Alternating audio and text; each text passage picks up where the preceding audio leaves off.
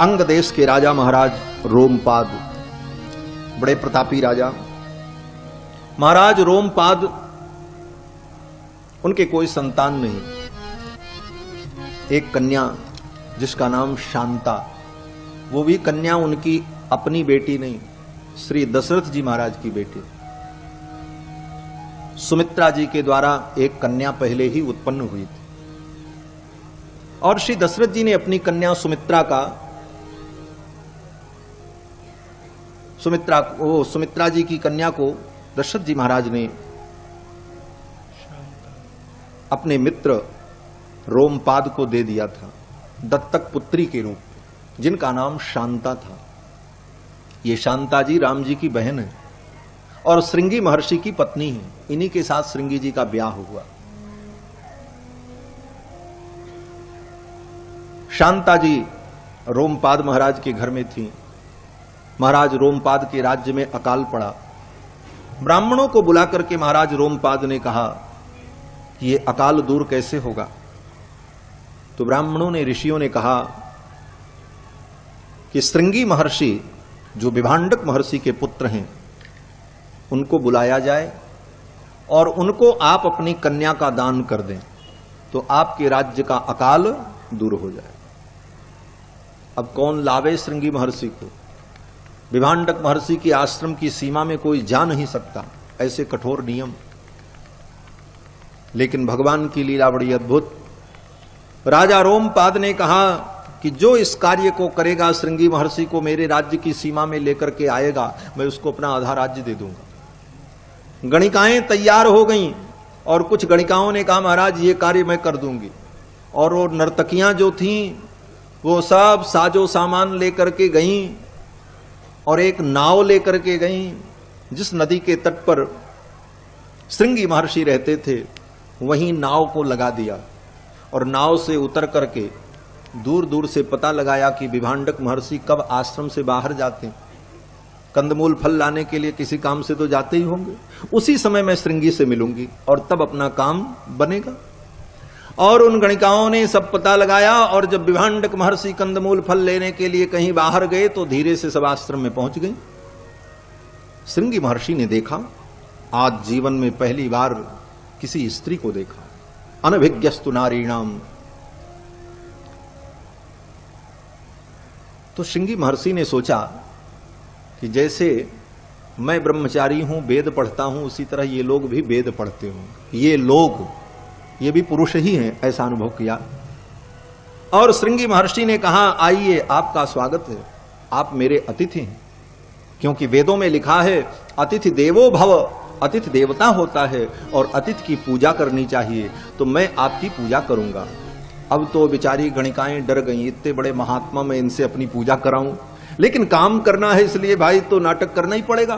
फिर सब ने पूजा करवाई और श्रृंगी महर्षि ने पूजन किया उनका विधिवत। महर्षि वाल्मीकि लिखते हैं कि श्रृंगी महर्षि ने कहा करिष्ये वोत्र पूजाम वै सर्वेषाम विधि पूर्वकम। विधि पूर्वक मैं आपकी पूजा करूंगा। इदम अर्घ्यम इदम पाद्यम इदम मूलम फलं च नः। इदम अर्घ्यम समर्पयामि, पाद्यम समर्पयामि, फलम समर्पयामि, पुष्पम समर्पयामि। सब समर्पित किया और उनका पूजन किया उन गणिकाओं का। गणिकाएं बेचारी आंख बंद करके सब पूजा स्वीकार कर रही थी, क्योंकि राजा का कार्य करना था। जब पूजा संपन्न हो गई तो श्रृंगी महर्षि ने परिचय पूछा कि आप लोग किस गुरु के शिष्य हैं और कौन से वेद का अध्ययन करते। क्योंकि श्रृंगी महर्षि को तो यही मालूम था कि हर व्यक्ति पैदा होता है और फिर किसी गुरु की सन्निधि में वेद शास्त्र पढ़ता है और यही इतना जीवन है। इसके अलावा संसार का कोई ज्ञान उनको था नहीं। तो गणिकाओं ने कहा कि हमारे गुरुजी जो हैं हमको साम वेद पढ़ाते हैं। बोले गुरुजी का नाम क्या है? तो गणिकाओं ने कहा हम अपने गुरु का नाम नहीं ले सकते, क्योंकि शास्त्र में विधि है आत्म नाम गुरो नाम नामाति कृपणस्य च। उन गणिकाओं ने कहा कि आत्म नाम गुरोर नाम, अपना नाम और अपने गुरु का नाम, और नामाति कृपणस्य च, नामानि कृपणस्य च, कृपण का नाम, कंजूस व्यक्ति का नाम, और ज्येष्ठा पुत्र कलत्रयो, ज्येष्ठ पुत्र और अपनी पत्नी और अपने पति, इतने लोगों का नाम लेने का निषेध है शास्त्रों में। अपना भी नाम अपने मुंह से बार बार नहीं लेना चाहिए। कभी कोई मजबूरी आ जाए तो कहना पड़े तो वहां कह दे, नहीं तो बार बार अपना नाम लेकर के कहे, कुछ बात करे तो ये उचित नहीं माना जाता। और गुरु का नाम भी नहीं लेना चाहिए। गुरु का मतलब, गुरु के अंतर्गत वे सभी श्रेष्ठ लोग आते हैं जो पूजनीय हैं। पिता, मामा, चाचा, गुरु, ये सब, बाबा, दादा, ये सब गुरु हैं। गुरु शब्द से इन सब का बोध होता है। तो आत्मनाम, गुरोह नाम, और कृपण व्यक्ति का नाम, कंजूस व्यक्ति का नाम, और बड़े पुत्र का नाम, अपने बड़े बेटे का नाम नहीं लेना चाहिए। इसीलिए पुरानी परंपरा है, माता पिता बड़े बेटे को बाबू भैया कह के बुलाते हैं। बाबू इधर आओ, भैया इधर आओ, ये करो वो करो, नाम नहीं लिया जाता। और पत्नी का नाम भी नहीं लेना चाहिए। अब आजकल तो फैशन है, पत्नी का नाम पति ले और पति का नाम पत्नी ले रही, लेकिन पति पत्नी को एक दूसरे के नाम का उच्चारण नहीं करना चाहिए। इसीलिए पुरानी परंपरा थी, पत्नी जब बुलाती पति को तो ये जी वो जी, ये तो कहते हैं ये जी सुनो वो जी सुनो है? और पति क्या कहते, अरे फलाने की मम्मी सुनो, यही तो कहा जाता, फलाने की मैया सुनो है? तो ये परंपराएं हैं, इनके पीछे रहस्य है, शास्त्र सम्मत सिद्धांत है। और आधुनिक दुनिया को देखकर आधुनिकता की दौड़ में आगे बढ़ने के लिए अपनी पुरानी परंपरा को हम दकियानुसी समझकर, उसे पुरानी परंपरा समझ करके अगर उसका हम त्याग करते हैं तो हम घाटे में रहेंगे, हमारा कल्याण नहीं होगा।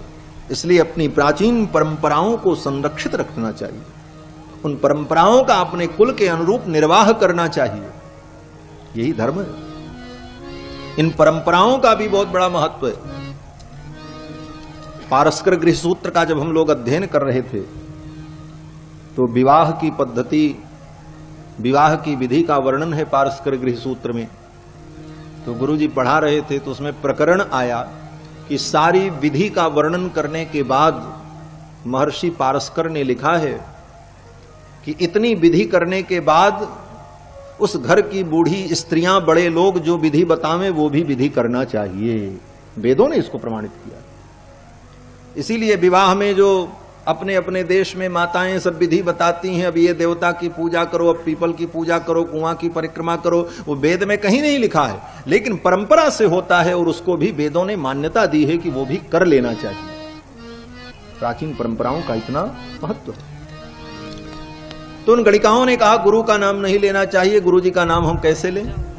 हम लोग सामवेद पढ़ते हैं। तो श्रृंगी महर्षि बड़े आनंदित हुए और फिर उन गणिकाओं ने कहा हम आपके लिए कुछ लेकर के आए।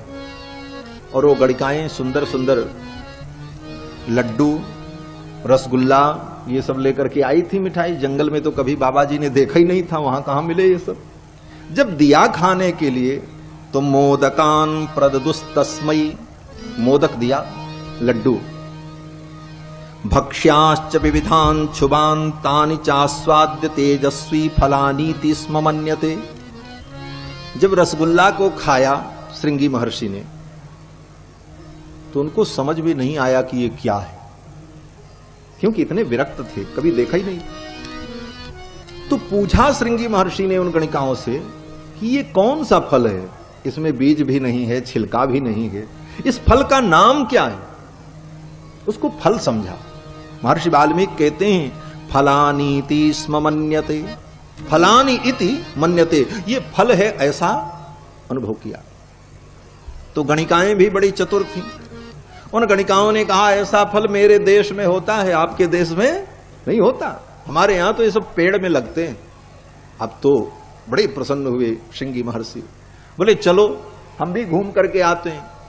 और श्रृंगी महर्षि को उन गणिकाओं ने आदर पूर्वक धीरे से नाव में बैठा लिया और नाव का लंगर खोल दिया।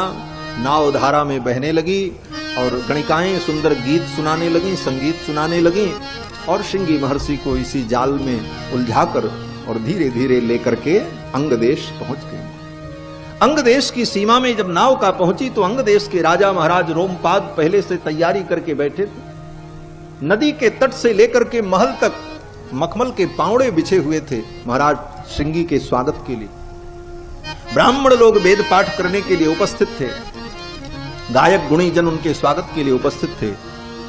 श्रृंगी महर्षि की नावका जब पहुंची और नाव से उतरकर ज्यों ही अंग देश की सीमा में श्रृंगी महर्षि ने अपने चरण को रखा, उसी समय घनघोर बादल आ गए, आकाश आच्छादित हो गया और झरझर झरझर वर्षा प्रारंभ हो गई, अकाल दूर हो गया। फिर तो आदर पूर्वक श्रृंगी महर्षि को लेकर के महाराज रोमपाद अपने महल में गए, उनका पूजन किया और पूजन करने के बाद शांताम शांतेन मनसा राजा हर्षमवापसः, राजा रोमपाद ने अपनी बेटी शांता का दान कर दिया, ब्याह कर दिया।